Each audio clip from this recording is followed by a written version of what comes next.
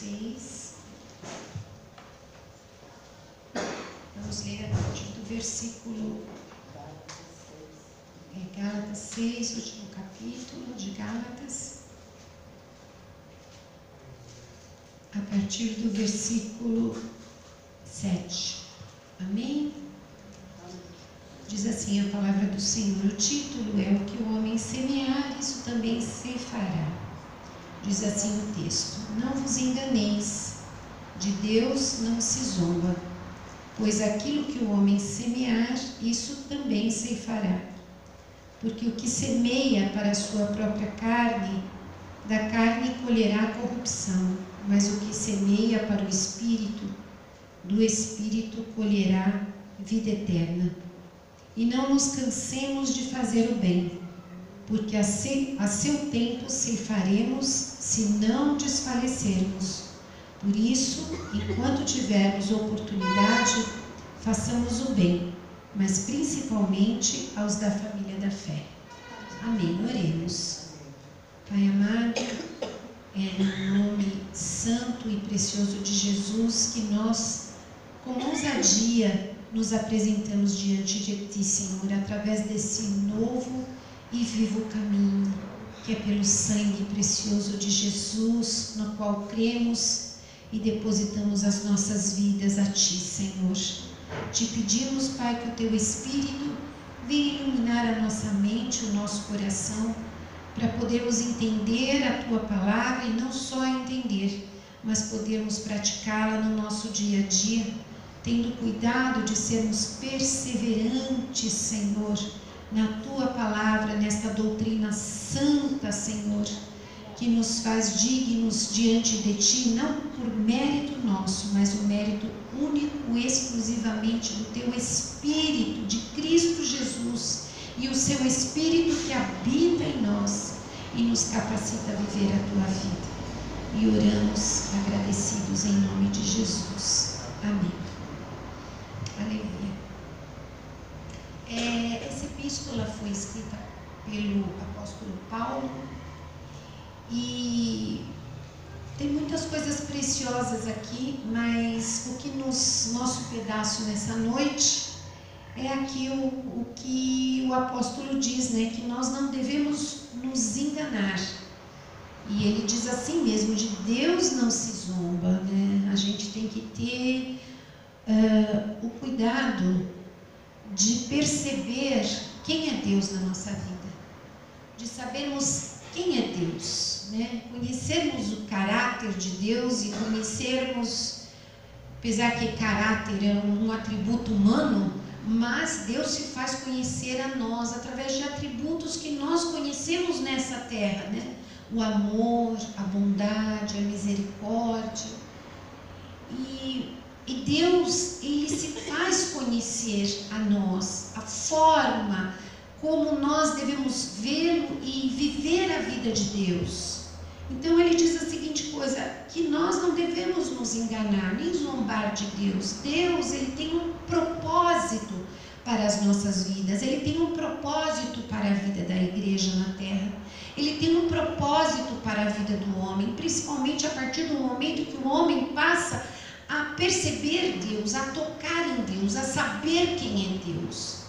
Antes, a palavra de Deus diz que nós vivíamos cegos, perdidos nos nossos delitos e pecados. Os homens tateando, eles tentavam encontrar a Deus, mas não encontravam a Deus. E eles serviam aqueles que por natureza não são deuses. O papel da religião, né? O homem tem uma necessidade de se relacionar com o desconhecido, né? Tanto que as grandes questões filosóficas da humanidade é: da onde vim, para onde eu vou e quem eu sou, né? Essas são as grandes questões filosóficas. Então o homem sente necessidade de tentar entender o mistério da vida, entender esse mistério da vida. Enquanto nós não somos encontrados por Deus, Deus não abre os nossos olhos para que nós possamos vê-lo, nós somos cegos, nós não conseguimos vê-lo. não conseguimos tocar. E às vezes eu converso com algumas pessoas que não conhecem Deus, são incrédulas, né? E é muito interessante, que eu acho que todos vocês já passaram por situações semelhantes. As pessoas, elas criam cada ideia, né? Cada pessoa cria a sua visão de Deus. O que ele acha que é Deus? Não, porque Deus, onde já se viu, Deus não é mau, Deus é bom. Por que Deus vai punir alguém? Ou às vezes tem outra ideia, não, porque Deus é justo. Para eu me aproximar de Deus, eu não posso fazer nada errado, eu sou pecadora, então eu não posso me aproximar de Deus. Quem é o homem que pode se aproximar de Deus? Ou dizendo assim, esse Deus não tem nada a ver, Deus é a natureza, Deus são os oceanos, é o céu, esse é Deus. Deus está em todos os lugares, cada um cria a sua própria concepção e história de Deus. Às vezes ele nem crê nisso, né? Às vezes ele nem crê, mas ele fala, o que vem na mente ele diz. Mas a partir do momento que Deus abre os nossos olhos espirituais para nós o conhecermos, né? Tanto que a palavra diz que nós devemos prosseguir com esse conhecimento. A vida com Deus é uma vida que nós devemos caminhar dia a dia, de luz em luz. Devemos a cada dia mais conhecer ao Senhor. E como nós conhecemos o Senhor? De diversas formas, e uma delas nas próprias adversidades da vida, nas tribulações, nas angústias. Nós buscamos a Deus, vamos percebendo o caminho de Deus nas nossas vidas, vamos percebendo a sua vontade.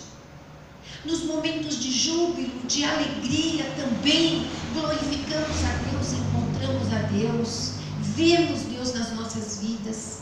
Quando lemos a sua palavra, é um momento que nos maravilhamos com o operar de Deus através da história e vamos nos confrontando ali com aquela palavra e coisas que às vezes nós não entendemos e que hoje não entendemos, e passa um tempo, aquilo se esclarece para nós. É Deus se revelando nas nossas vidas. Nós vemos Deus nas pequenas coisas, nós vemos Deus na natureza, sim. Vemos Deus em todos os lugares, né? Hoje uma irmã me postou, lembrou de mim e me postou um cântico tão lindo, né? Que eu gosto muito, inclusive, daquele Salmo 29, né? Ouve-se a voz do Senhor, né? Troveja Deus da glória. A voz do Senhor é poderosa.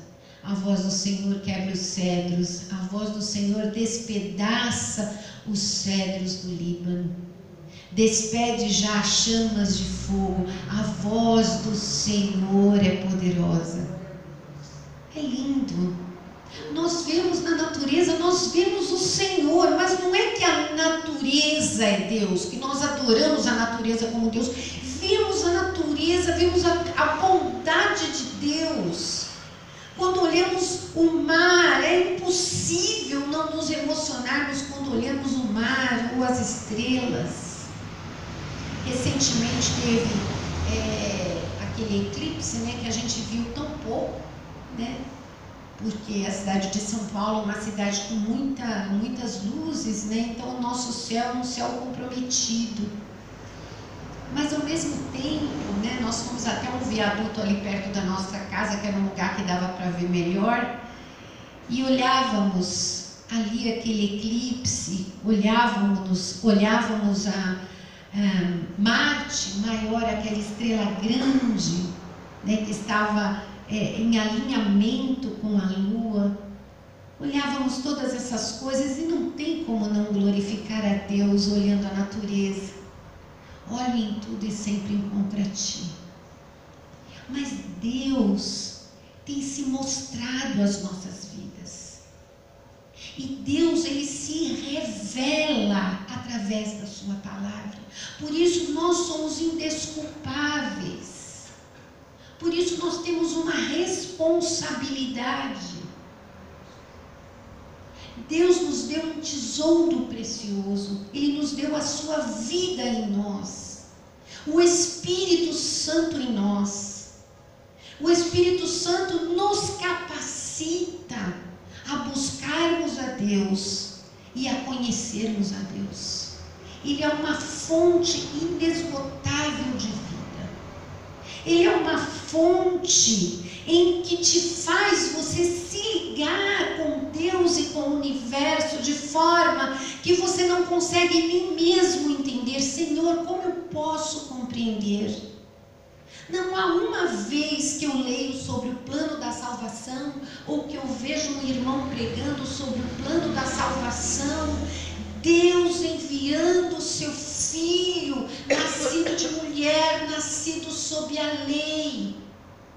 E este filho amado veio ao mundo e levou todas as minhas dores, todas as minhas aflições, levou o pecado da humanidade, o castigo que nos traz a paz estava sobre ele. Nas suas pisaduras nós fomos sarados. Irmãos, nós cremos nisso é fé, e a fé é um dom de Deus. Aleluia. E agradecemos a Deus. Senhor, eu creio pela tua bondade, a tua misericórdia. E aí esse texto bíblico, Paulo, ele traz uma porção para os irmãos ali que moravam na Galácia, e ele diz a seguinte coisa, que nós deveríamos, tanto para os irmãos de lá como nós hoje, esta verdade continua sendo verdade. Ele diz assim: irmãos, prestem atenção, o que o homem semear, ele vai ceifar, ele vai colher. A lei da gravidade, eu já repeti isso várias vezes aqui. A lei da gravidade, ela faz com que quando você joga qualquer objeto no chão, ele vai ser puxado para o chão automaticamente. Não é isso? É impossível eu pegar aqui uma caneta e jogar a caneta, ela não cair no chão. É impossível, porque existe a gravidade no planeta. É uma lei que nós não conseguimos quebrar, mas essa lei nós visualizamos ela todos os dias. É ou não é? Todos os dias. Para nós não vivenciarmos essa lei, nós teríamos que estar lá no espaço onde não há gravidade. Mas nós não podemos fazer isso, né? Estamos aqui na Terra, então todos os dias. Se alguém chegar para você e disser assim, ó, você vai jogar uma caneta e ela vai flutuar, você vai rir dessa pessoa e vai dizer impossível. A não ser que seja um mágico, né? Que ele vai fazer alguma coisa, algum engano, né? Alguma ilusão de ótica, que a caneta vai flutuar, mas não é verdade. E você vai dizer, não acredito, ela vai cair. Você comprova essa lei todos os dias. Existem leis espirituais e uma delas é essa. Por isso que Paulo está dizendo, de Deus não se zomba. Presta atenção. Você crê em Deus? Creio. Então presta atenção. O que você semear, você vai ceifar. Isso é sério, meus irmãos. E aqui, ele está dizendo aqui, continuando o sentido dessa pregação, porque o que semeia para a sua própria carne, da carne colherá corrupção, mas o que semeia para o Espírito, do Espírito colherá a vida eterna. Por que da carne vai se colher corrupção? A corrupção é algo que é corruptível, que se destrói, que se acaba, que se deteriora. A carne se deteriora. As coisas da carne é para morte. Quando lá no Éden o homem pecou, a sentença foi uma sentença de morte. Porque você comeu deste fruto, você vai morrer. A morte entrou na humanidade. A partir daquele momento, todos os homens e mulheres morrem. A morte passou de pai para filho, de pai para filha, durante gerações e gerações e gerações. Só em Cristo Jesus, quando morreu e esteve lá no Hades, o que ele foi? Ele pegou as chaves da morte, aleluia! Está com ele, nele, como nós estamos nele. No Espírito nós temos a vida eterna, nós temos em nós a vida eterna. Isso é uma verdade, não porque tenhamos feito nada, não porque um dia eu vim na igreja, levantei a mão, aceitei Jesus, fui batizado, agora eu tenho a vida eterna. Isso foi um rito externo. Isso foi um rito externo. Na verdade, houve algo no reino espiritual o dia que eu disse sim para Jesus. E esse dia pode ter sido dentro de um templo, esse dia pode ser um dia tomando banho na minha casa, pode ser um dia dormindo que eu acordei e eu falei, eu quero Jesus na minha vida. Pode ser um dia que eu estava num acampamento, pode ser em qualquer lugar, porque no reino espiritual é a diferença que você passou da morte para a vida. Aleluia! E a partir daí nós temos o Espírito Santo em nós. E esse Espírito Santo é o selo, a Bíblia diz. Ele é o selo, nós estamos selados com ele para sempre. Nós podemos morrer hoje não chegarmos em casa, mas você tem um selo. Nós não sabemos o que vai acontecer depois da morte. Nós temos alguns indícios na Bíblia, algumas coisas, né? O rico e Lázaro. O rico morreu, não foi assim? E ele chegou lá, estava num lugar de sofrimento e dores. Não era assim? Não sabemos que lugar é este de sofrimento e dores, mas sabemos que há outro lugar também, que Jesus chamava de seio de Abraão, ou paraíso. Ainda hoje estarás comigo no paraíso, né? Jesus falou lá na cruz. Sabemos que há dois lugares distintos, mas ainda não é o lugar que ficaremos, porque a palavra do Senhor diz que Jesus um dia voltará e ele virá nas nuvens, e aqueles que morreram em Cristo serão ressuscitados e virão com ele também. E nós, se estivermos vivos, seremos transformados e encontraremos com ele nos ares. Aleluia! Então esse selo, ele é uma marca que vai nos capacitar a encontrar com Cristo e viver com Cristo e viver eternamente com ele. Aleluia!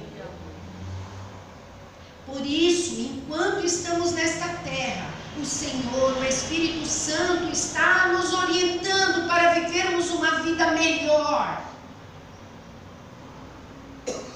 Presta atenção, meu filhinho. O apóstolo está dizendo aqui, vamos traduzir numa linguagem mais cotidiana, no nosso dia a dia. Presta atenção, meus filhinhos, vocês servem a Deus, então olha como vocês gastam a vida de vocês. Observa, mesmo você tendo o Espírito Santo, você ainda tem a natureza carnal e caída. E essa natureza carnal e caída, se nós não estivermos no Espírito, nós podemos dar vazão a esta natureza. Tanto que você pode ler em Efésios, em Gálatas, em Coríntios, Colossenses, você vai ver. Não deis lugar ao espírito, à carne, mas sim ao espírito. E aqui é o que o texto está dizendo, né? Porque se você semeia na carne, o que você colhe? Corrupção. É algo que não vai fazer nada na tua vida, degrada o teu tempo, porque a carne, ela é como o nosso corpo, se desgasta, envelhece e morre. Nosso corpo está morrendo.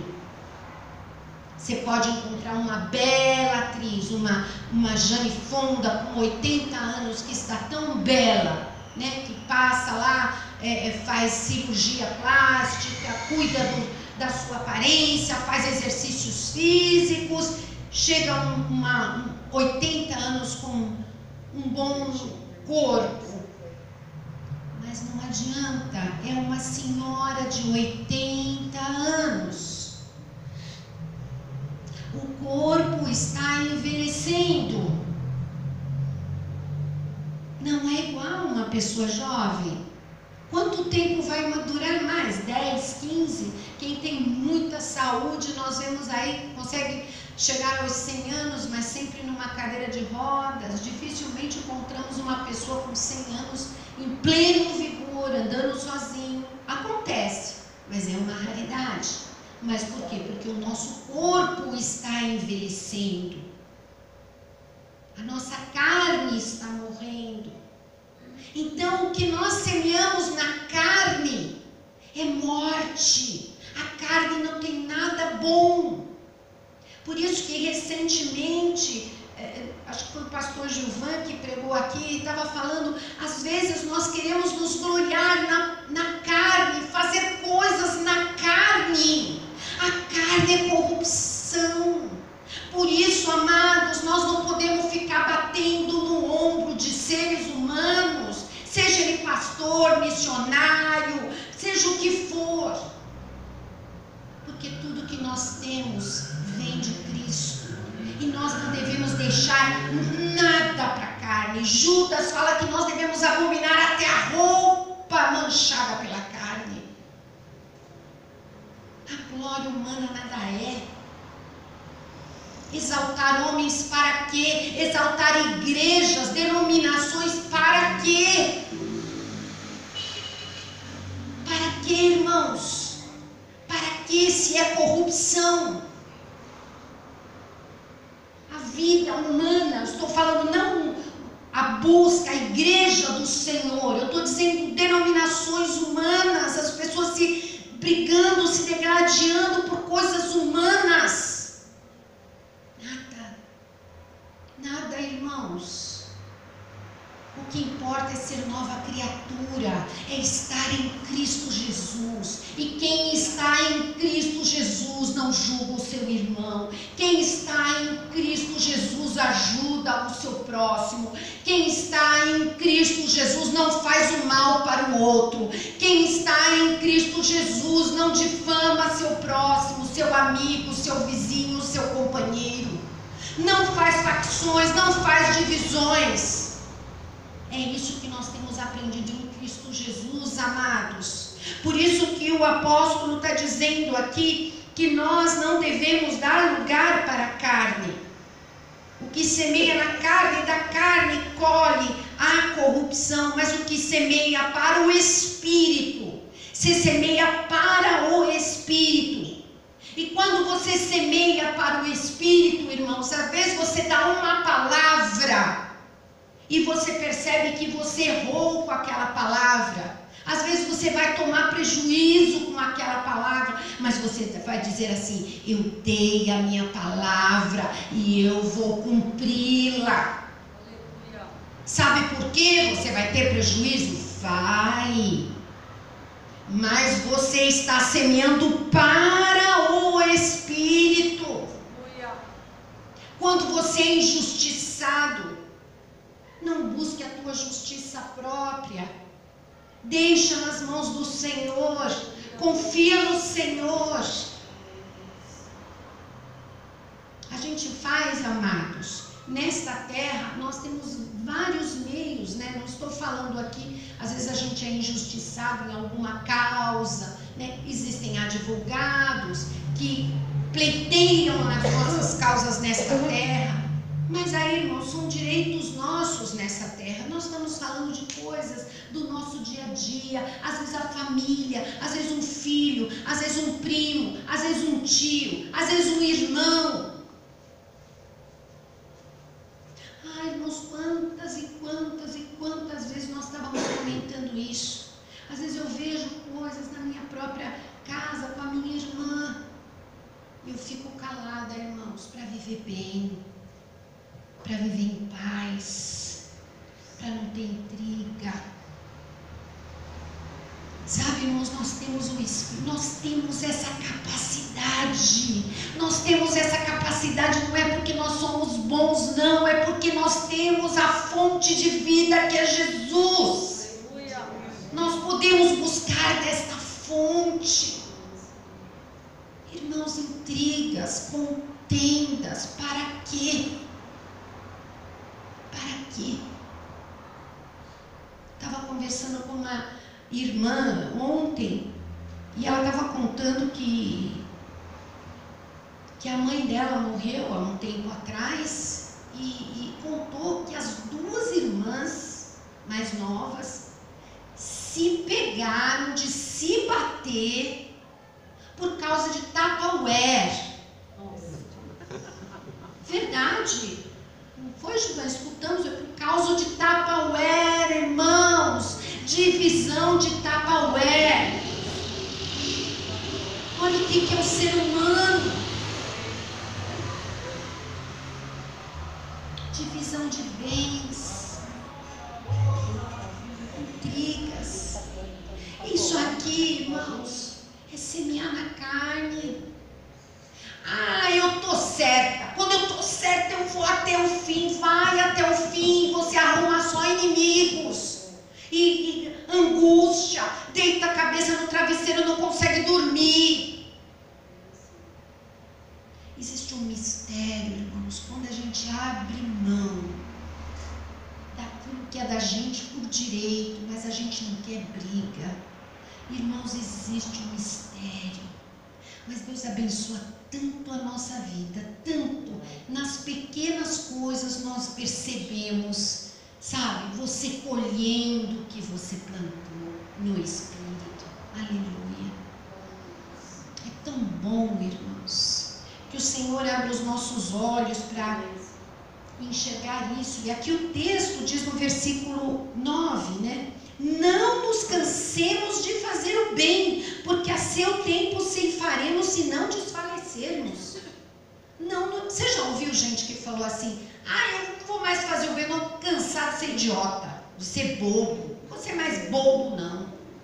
Você é mais bobo de ninguém. A Bíblia está dizendo: não se canse de fazer o bem. Está na tua mão? Faça. Faça o bem. Isso aqui é o que o texto bíblico nos orienta. E aqui, voltando ao início, não vos enganeis, de Deus não se zomba. A gente está zombando de Deus. Se fala que tem uma vida com Deus e procede de uma forma que nem todas as pessoas aí no mundo, de qualquer forma, fazendo o que vem na cabeça. Não, amados. E aqui, em continuidade, nesse texto bíblico, no versículo 14, ele diz assim: mas longe de mim, porque um pouquinho antes ele estava dizendo de pessoas religiosas, né, judeus que queriam lá, visitaram lá os irmãos de Gálatas e queriam que eles fizessem um monte de ritos judaicos, né? E Paulo falou: o que é isso? Vocês estão em Cristo Jesus. E ele estava orientando sobre isso, né? Aí ele diz assim no versículo 14: mas longe esteja de mim gloriar-me, senão na cruz de nosso Senhor Jesus Cristo, pelo qual o mundo está crucificado para mim e eu para o mundo. Pois nem a circuncisão é coisa alguma, nem a incircuncisão, mas o ser nova criatura. E todos quantos andarem de conformidade com esta regra, paz e misericórdia sejam sobre eles e sobre o Israel de Deus. Aleluia! Uma regra de vida, uma regra de ouro, de vida que devemos observar, né? Porque para nós que estamos em Cristo Jesus, não são atos externos, irmãos, não são aparências que vão nos dizer alguma coisa, quem somos ou deixamos de ser. O que importa é ser uma nova criatura em Cristo Jesus. Aleluia. Por isso, amados, não é nós nos pegarmos em cima de culpas, fazermos que nem os católicos na Idade Média, né, que quando vinham o sentimento de culpa, né, aquilo que o apóstolo Paulo diz, o bem que eu quero fazer eu não consigo, e o mal que eu não quero estar presente, né?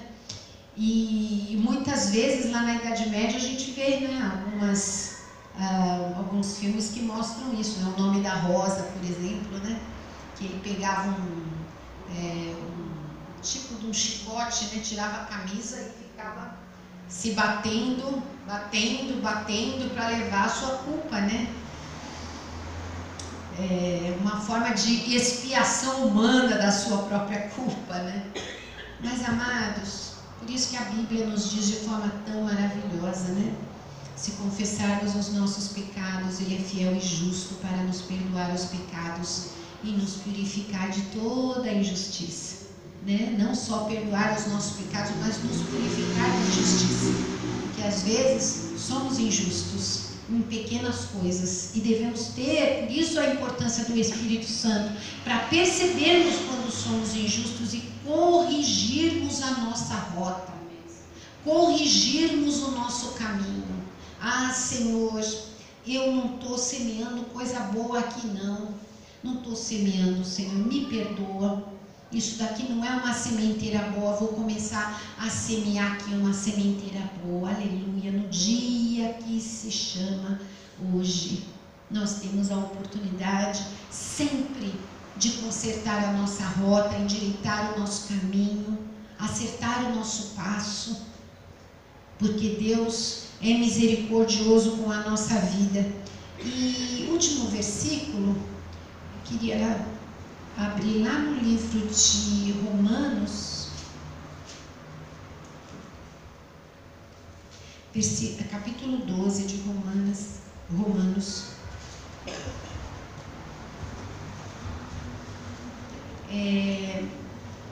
12:1 diz assim: rogo-vos, pois, irmãos, pelas misericórdias de Deus, que apresenteis o vosso corpo por sacrifício vivo, santo e agradável a Deus, que é o vosso culto racional. E no 2: e não vos conformeis com este século, mas transformai-vos pela renovação da vossa mente, para que experimenteis qual seja a boa, agradável e perfeita vontade de Deus. Aleluia. Então, Paulo está dizendo, não se conformem com esse presente século. Às vezes, né, eu sei que nós somos um pouco saudosistas, né? Todo mundo é um pouquinho saudosista e lembra do passado, né? Às vezes a escola, a gente vê muito isso em escola, né? O povo diz, as crianças do passado não eram iguais. Claro que não eram outra geração, outras crianças, outra vida. Não é a mesma coisa, né? E a gente lembra de tanta coisa, parece que o passado era sempre melhor, né? Não existia tanto pecado que nem agora. Meu Deus, né? Principalmente hoje em dia, porque os homossexuais têm seus direitos aí garantidos, né? E as pessoas, que mundo é esse? Irmãos, não se iluda. Pecado sempre existiu, independente se o homossexual ter direito ou não ter direito, irmão, vive a tua vida. Vive a tua vida, para com isso. Tem gente que quer votar em pessoas que dizem, não, agora nós vamos voltar a um tempo em que vai ter lei e regra. Gente, para com isso. Não tem mais volta. O mundo está mudando em cumprimento da palavra de Deus. Que o amor vai se esfriar.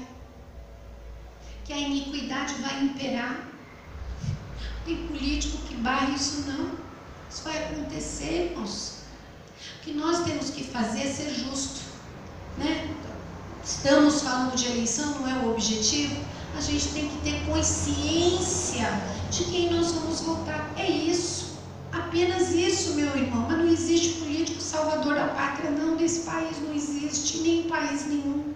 Não existe, nem vai mudar as coisas que estão acontecendo. Por isso, o nosso voto é um voto consciente. Eu vou votar em tal pessoa por conta disso e ponto final. Mas os tempos passados não eram melhores do que hoje, não, irmãos. Os tempos são sempre os mesmos tempos. E a palavra está dizendo que a gente não pode se conformar com ele, com o presente século. Presente século, sabe por que a gente não vai se conformar com o presente século? Porque existe maldade, existe egoísmo, existe soberba, existe injustiça. Injustiça, irmãos.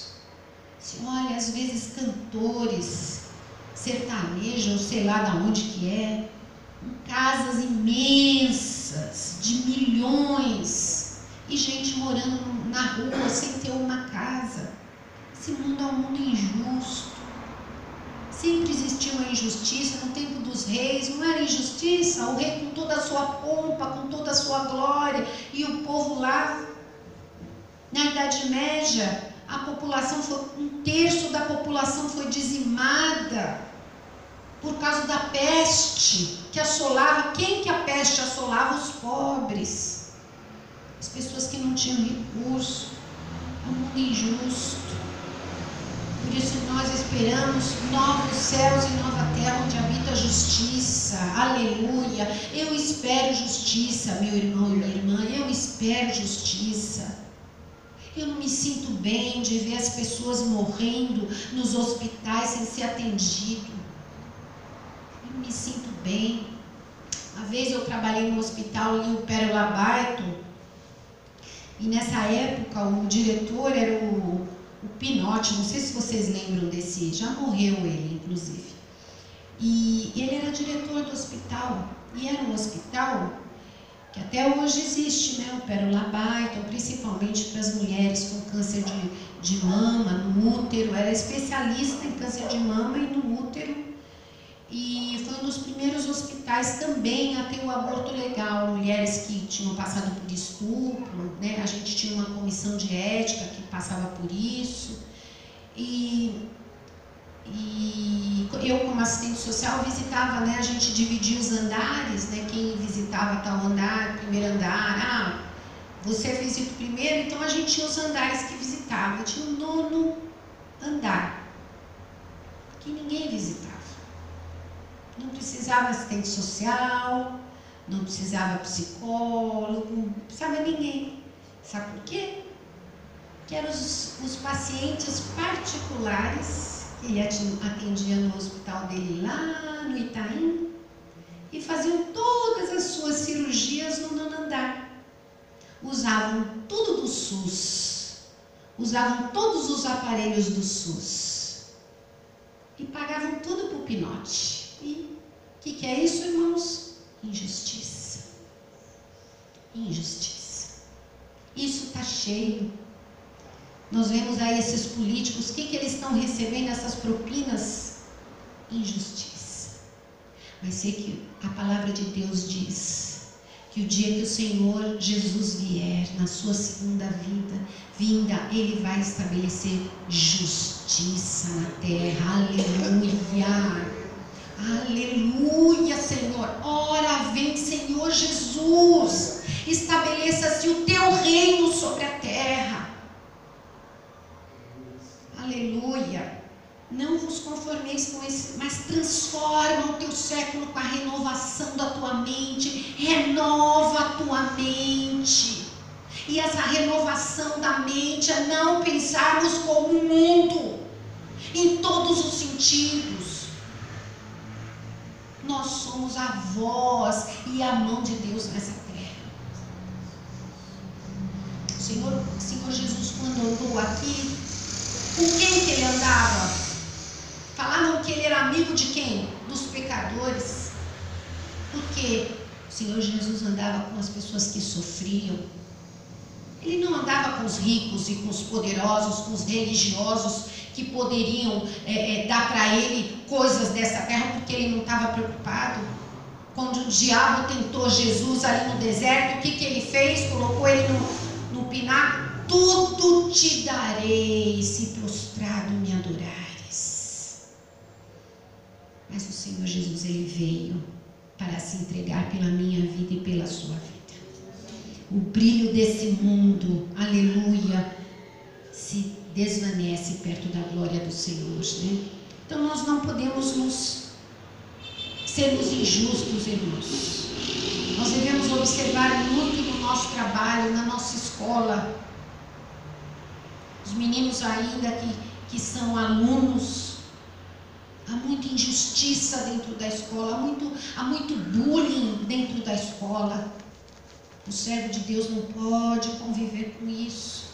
Nós não podemos aceitar isso, irmãos. Nós não podemos achar normal as pessoas serem injustas umas com as outras. Então nós devemos que transformar a renovação da nossa mente na igreja. A igreja do Senhor. Não podemos aceitar fofoca, diz que não podemos aceitar nada disso. Andarmos em novidade de vida, né? Por isso que ele diz que nós devemos apresentar o nosso corpo como sacrifício vivo, santo, agradável a Deus, que é o nosso culto racional. O que é o culto racional? O culto racional não é simplesmente você, estou sentindo a presença de Deus, que gostoso, que maravilha, o fogo, só isso, saiu dali e acabou. Eu achava muito engraçado que tinha o irmão Jonas. E o irmão Jonas, né, os meus filhos principalmente, eles eram adolescentes, quando eles aprontavam qualquer coisa errada, o Jonas sempre via. Uma vez a Rebeca cabulou a aula, entrou justamente na rua do irmão Jonas, né? O irmão Jonas falou, caramba, mãe, é só a gente fazer alguma coisa errada que a gente vê o Jonas, né? Era muito engraçado. E aí, uma vez a gente foi numa nem lembro que, acho que foi convidado numa igreja daquelas que as pessoas ficam pulando e subia a poeira, né? A gente até riu aquele dia, que foi muito engraçado, né? Que a igreja estava reformando, e aí as pessoas começavam a rodar. Eu nunca tinha ido numa coisa dessa, né? Mas estou lá, fiquei quietinha na minha, né? E era gente pulando, correndo de cá para lá, uma coisa meio estranha, mas tudo bem, passou, né? Não sei se o Gilvan foi convidado para pregar, não lembro direito, já tem muitos anos, né? E eu lembro que uma dessas irmãs que era um espetáculo à parte, aí o Jonas, né, foi lá em casa no final de semana, falou, lembra aquela irmã, não sei o que? Eu falei, lembro, irmão, pois é, encontrei ela no ponto do ônibus fumando, não sei o que. Eu falei, caramba, porque o Jonas via todo mundo.